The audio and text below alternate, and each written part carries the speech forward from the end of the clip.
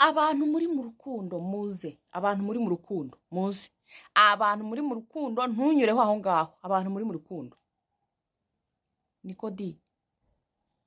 Nta muntu uburira umwanya umuntu akunda. Ntihazagira umuntu ukubeshya, ntihazagira umuntu ukubeshya, ntibikunda, ntihazagira umuntu ukubeshya. Umuntu ugukunda nta kuburira umwanya, ntibibaho. Umuntu ugukunda nta kuburira umwanya. We niba uzi ko wirirwa uvuga wampaye akanya tukavugana, ese kutamvugishije, ese byagenze gute, akakubwira ngo yahuze mu rukundo. Nagira ngo nkumenyeshe ko nta muntu ugukunda ukuburira umwanya, uko byagenda kose ntabwo yakuburira umwanya, niba ataguhamagaye akabura na message.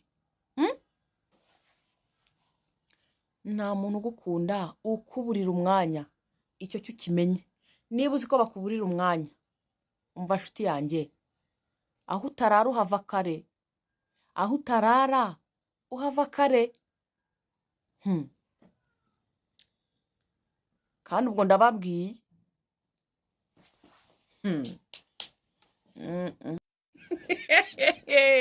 Iyi minsi mureke mbabwire, iyi minsi abakire barikanze, barakundana bo ubwabo, abakire barakundana bo ubwabo.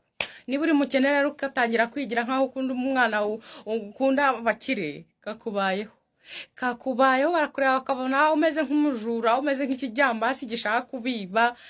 Iyi minsi abakire barakundana bo ubwabo. Nawe rero umukene wikundira umukene, kubera ko nujya kwikundishwa ku mukire arakubona nk'ikijura gishaka kumwiba, arakubona nk'ikijyambasi.